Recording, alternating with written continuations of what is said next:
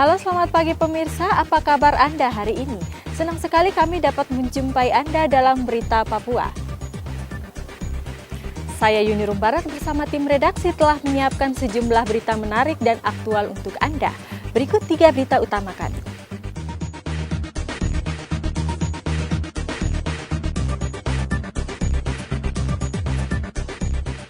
Polisi dan tentara berhasil mengevakuasi seorang karyawan yang lolos dari pembantaian kelompok kriminal bersenjata di Kabupaten Puncak.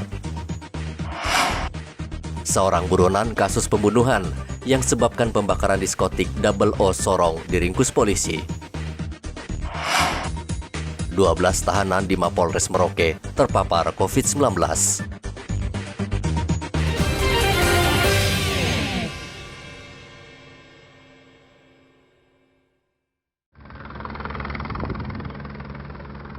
Kelompok kriminal bersenjata KKB kembali berulah. Kali ini mereka membantai 8 pekerja yang sedang bekerja membangun pemancar telekomunikasi di distrik Beoga, Kabupaten Puncak, Jumat pekan lalu.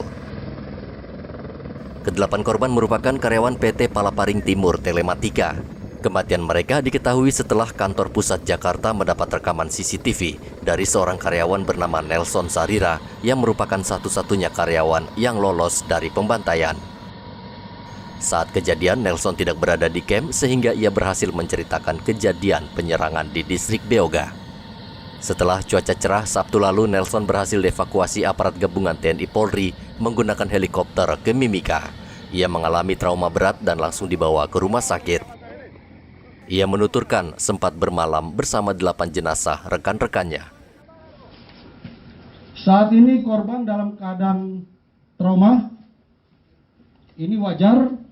Karena melihat kita bersama sudah 3 hari yang bersangkutan korban ini ketakutan sendirian di TKP. Menunggu penyelamatan dari tim evakuasi. Dari hasil keterangan sementara, 2 personel Satgas yang melakukan penyelamatan korban sempat bertanya kepada korban. Korban menjelaskan, ini sementara. Korban menjelaskan pelaku diperkirakan sekitar 10 orang dengan membawa berbagai macam senjata tajam seperti parang, kapak, dan lainnya. Kemudian pelaku langsung masuk dan melakukan pembantaian di camp PTT. Kemudian dia menjelaskan lagi, dia sempat menyempatkan diri sempat kabur oleh saat pembantaian. Kemudian korban setelah kabur, situasi tidak ada dengar suara lagi teriak-teriak dari para pelaku. Korban kembali ke camp dan melihat teman-temannya sudah dalam keadaan meninggal dunia. Berdasarkan keterangan memang korban ini belum bisa ditanya banyak. Tapi dia sempat menceritakan dia melihat senjata, kemudian dia mendengar bunyi tembakan. Aparat kesulitan mendarat di lokasi karena medan yang sulit dan situasi belum aman. Setelah berhasil menyelamatkan korban, selanjutnya kami akan melaksanakan kegiatan kembali untuk konsolidasi kepada semua tim yang terlibat evakuasi untuk menentukan langkah-langkah selanjutnya melakukan evakuasi terhadap korban yang sudah dipastikan meninggal dunia di lokasi. Melakukan evakuasi, tentunya di sini kita melihat berbagai faktor nanti. Melihat cuaca atau bagaimana, kemudian bagaimana mekanisme nanti penyelamatannya, karena berdasarkan korban memang yang sudah meninggal ini dijadikan satu tempat oleh pelaku KKB itu kumpulkan. Kelompok kriminal bersenjata pimpinan Nawaker diduga dalam pembantaian 8 karyawan Palaparing Timur Telematika. Sangat disayangkan saat pembangunan menara telekomunikasi tidak ada pengawalan dari aparat, padahal distrik Beoga merupakan daerah rawan teror kelompok kriminal bersenjata. Tahun lalu, Kepala Badan Intelijen Negara Wilayah Papua, Brigjen I Gusti Putu, tewas di tangan KKB di wilayah ini. Igobat Momolin melaporkan dari Mimika, Papua.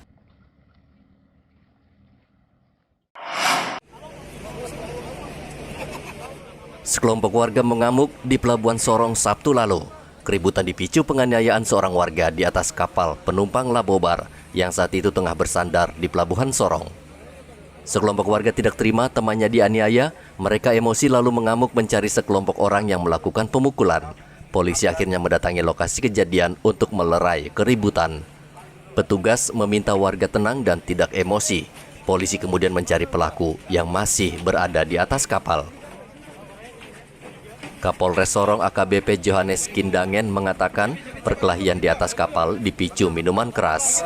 Kejadian malam hari ini sebenarnya perselisihan paham antara penumpang di kapal Labobar ya, dari Manokwari ke Sorong.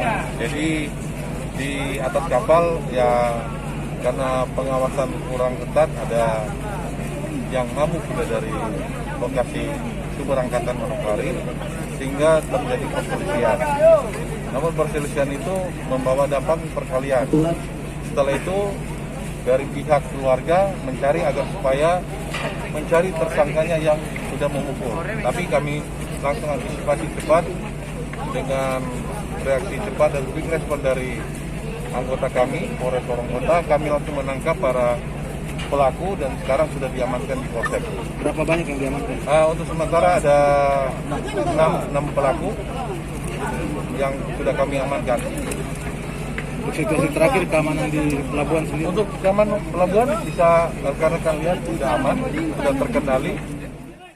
6 orang yang diduga pelaku penganiayaan akhirnya ditangkap dan dibawa ke Mapolres Sorong. Polisi menghimbau warga tidak terpengaruh isu yang bisa memperkeruh keadaan. Topan melaporkan dari Kota Sorong, Papua Barat.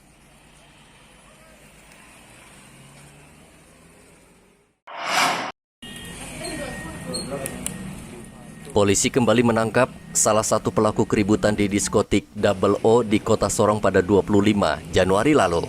Pelaku ditangkap di tempat persembunyiannya di Maluku Utara. Pelaku merupakan salah seorang yang diduga membacok salah satu korban hingga tewas dalam keributan antara kelompok tersebut. Kapolres Sorong AKBP Johannes Kindangen mengatakan pihaknya sudah menangkap 20 orang pelaku keributan di halaman diskotik Double O.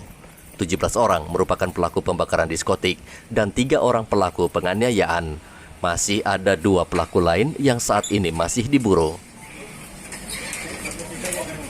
Untuk penangkapannya bahwa tersangka kabur di wilayah Maluku Utara di Kecamatan Tosvivi, Tidore.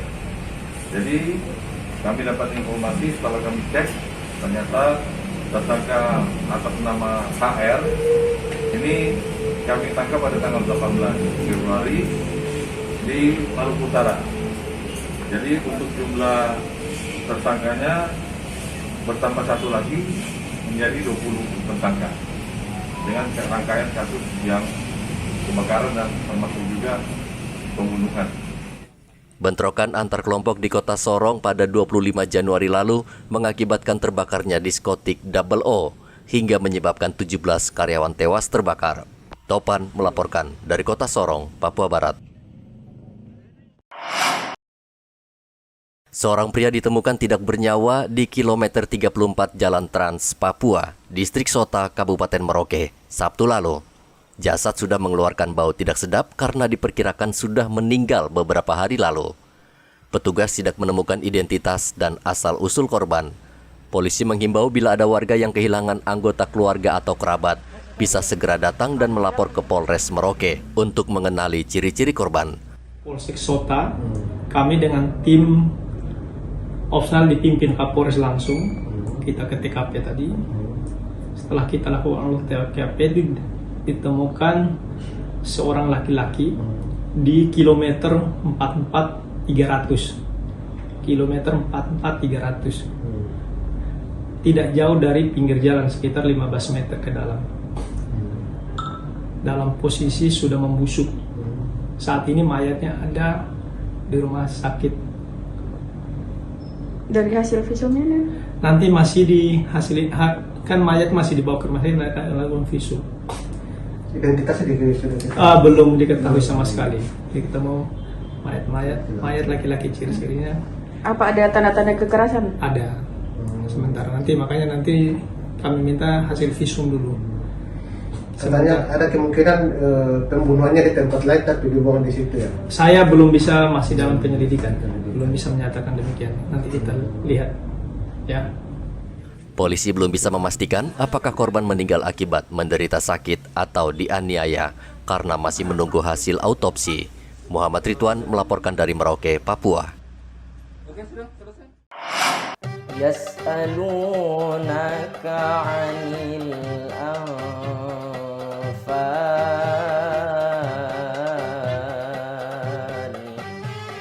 afa imma ta'au kutilang qalabtum ala aqabikum. Yuk kirimkan video Muslim Junior membaca Al-Quran untuk mengikuti lomba Qori Korea Cilik Indonesia di Ajwa TV dengan ketentuan sebagai berikut.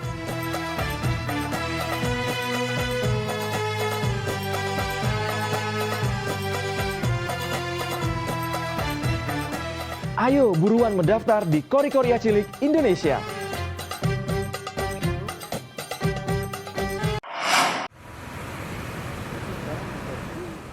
Polisi terus menggelar razia di sejumlah ruas jalan utama di Kota Jayapura.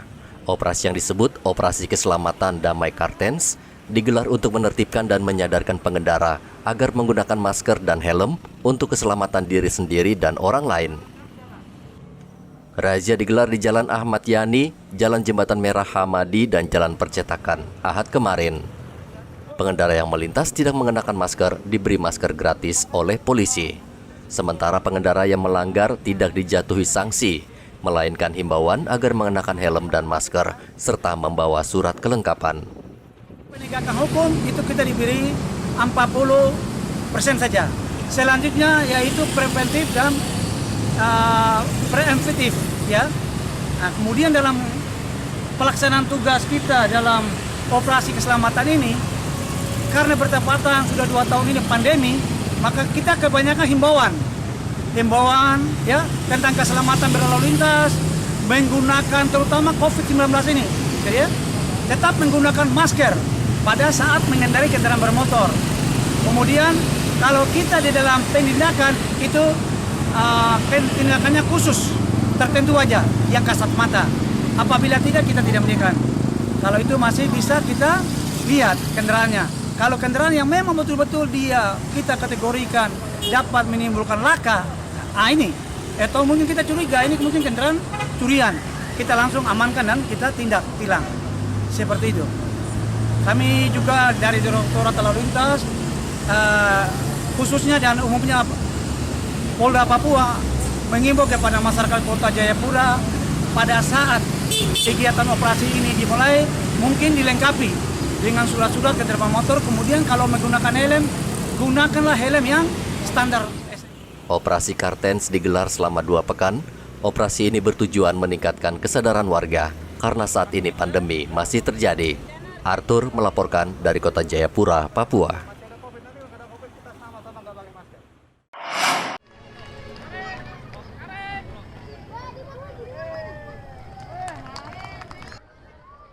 Prajurit Batalion Intai Amfibi 3 Marinir Sorong menggelar latihan terjun payung di Pantai Reklamasi Tembok Berlin, Kota Sorong, Sabtu lalu. Latihan ini menjadi hiburan tersendiri bagi warga sekitar. Mereka begitu antusias melihat langsung bagaimana prajurit marinir terjun dan mendarat dengan parasut di Pantai Reklamasi Tembok Berlin. Salah satu warga Kota Sorong, Musa Imbiri, takjub melihat para prajurit yang gagah dan perkasa ini beraksi dengan parasutnya. Warga Kota Sorong tidak mau menyia-nyiakan kesempatan ini. Mereka tidak segan-segan menghampiri prajurit untuk berfoto, seraya berharap anak-anak atau kerabat mereka suatu saat bisa menjadi marinir. Topan melaporkan dari Kota Sorong, Papua Barat.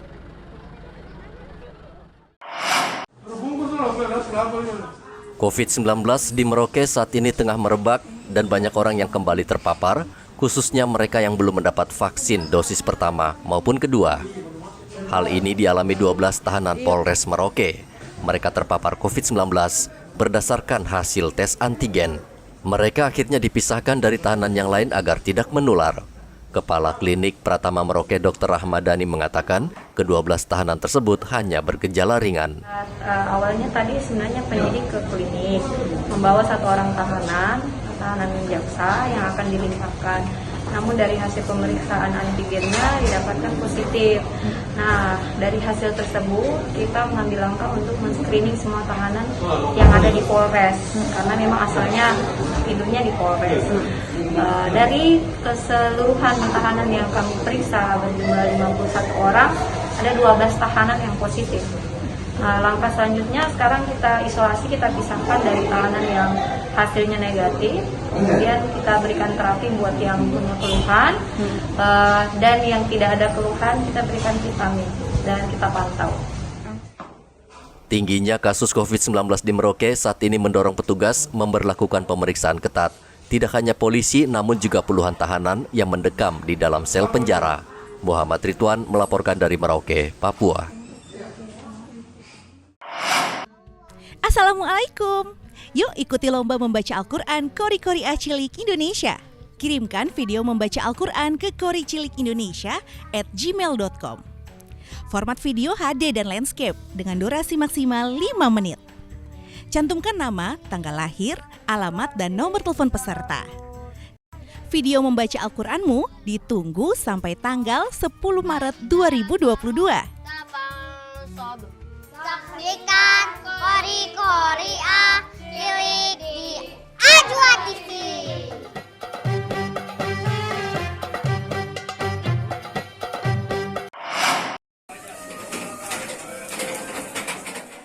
Pusat penjualan ikan asin yang berada di Pasar Sentral Remu, Kota Sorong sejak pandemi COVID-19 melanda, sepi pembeli. Saat kondisi normal lalu, tempat ini menjadi lokasi yang ramai dikunjungi wisatawan lokal yang ingin membeli ikan asin khas Kota Sorong yang terkenal gurih dan lezat. Saat ini tidak banyak pembeli yang datang ke Pasar Sentral Remu sehingga banyak pedagang rugi. Salah satunya Pitut. Ia menuturkan semenjak pandemi penjualannya menurun drastis karena tidak banyak wisatawan yang datang ke pasar mencari oleh-oleh ikan asin. Ia berharap pandemi segera berakhir dan Kota Sorong ramai kembali dikunjungi banyak wisatawan. Ya. Batu-batu, kuri halus. Ya. Itu dari mana saja yang biasa beli? Kuri dari Waisai. Oh, ya. Kuri dari Waisai. Nah, kalau ikan batu-batu juga dari Ayau. Ayau termasuk Waisai. Pak, ini masa pandemi ini tingkat pembeli berkurang atau bertambah, Pak? Menurun gratis. Menurun gratis ya. Menurunnya berapa persen, Pak? Tinggal 30%, menurunnya 70%. Oh begitu ya. Pendapatan tinggal 30% selama pandemi. Nah ini mulai agak merangkak. Oh, merangkak lagi. Merangkak naik sedikit. Dulunya waktu normal yang beli banyak buat dari luar buat oleh-oleh atau seperti apa, Pak? Untuk oleh-oleh. Oleh-oleh. Iya, ke Jawa, ke Makassar, ke Jayapura, Manowari. Nah, kalau yang untuk lokal di sini ya, itu orang dari lokasi Tran. Oh iya. Ikan kecil-kecil, bukan ikan besar begini. Jadi harapannya apa, Pak? Ya, mudah-mudahan pandemi corona ini cepat selesai, kita bisa kembali semula. Pitut mewakili banyak pedagang ikan asin di Pasar Remu yang saat ini terpuruk akibat pandemi. Namun, kapan pandemi berakhir? Hingga saat ini belum diketahui karena varian baru terus bermunculan sehingga banyak orang kembali terpapar COVID-19. Topan melaporkan dari Kota Sorong, Papua Barat. Keuskupan Agung Merauke Sabtu lalu menahbiskan 4 imam baru di Gereja Katedral. Uskup Agung Merauke Pastor Petrus Mandagi berpesan kepada imam yang baru ditahbiskan agar selalu hidup berada dekat dengan umat dimanapun umat itu berada. Tadi kerjakan di gereja. Kalau mau jadi imam, pertama dekat dengan Tuhan. Jadi jangan macam-macam, jangan bicara bukan atas nama Tuhan. Kedua, dekat dengan uskup. Dalam gereja Katolik, imam hanya ambil bagian dalam martabat uskup. Ketiga, dekat dengan sesama imam. Jangan berjalan sendiri. Dan keempat, dekat dengan masyarakat. Itu baru jadi imam yang baik ya, imam yang benar. Dan supaya bertahan sebagai imam yang baik, harus berdoa, baca kitab suci, dan merayakan Ekaristi. Itu baru. Dan mereka khusus di Papua ini, saya selalu menekankan, kita para imam di sini, kalau kita mau maju, mari kita tekankan pendidikan. Menurut Nelson Mandela, itu tokoh emansipasi di mana di Afrika Selatan, dia mengatakan hanya lewat pendidikan terjadi perubahan, tidak ada cara lain. Karena kalau kita bodoh, tidak berubah. Jadi harus, dan ada juga tokoh lain, ini aktivis dari Amerika Serikat, Malcolm X, dia katakan bahwa pendidikan adalah paspor untuk masa depan. Kalau Papua ini mau menguasai masa depan, bahkan menguasai Indonesia, pendidikan. Karena kalau kita bodoh-bodoh, orang kuasai kita. Setelah resmi menjadi imam, 4 pastor akan ditugaskan ke pedalaman Merauke. Penahbisan 4 imam baru di gereja katedral itu berlangsung dengan protokol kesehatan yang ketat. Muhammad Ridwan melaporkan dari Merauke, Papua. Informasi tadi sekaligus menutup jumpa kita dalam berita Papua hari ini. Saya Yuni Rumbaran bersama tim redaksi mengucapkan terima kasih atas perhatian Anda. Selamat pagi dan sampai jumpa. Wanyambe.